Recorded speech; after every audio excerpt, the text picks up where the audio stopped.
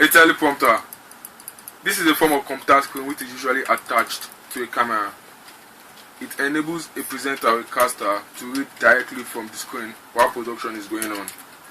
It is usually connected to a separate computer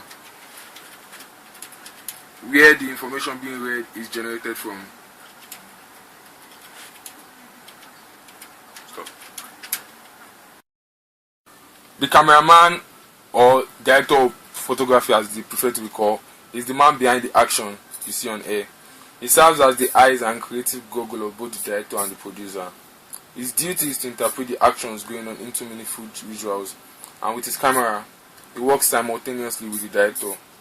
However, a creative cameraman operative does not need to be told what kind of shot he should give before he frames it.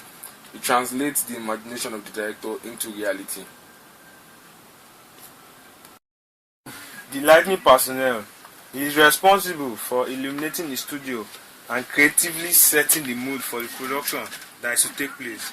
He uses the light to eliminate shadows as well as create effects in the studio using various types of lights. Awesome.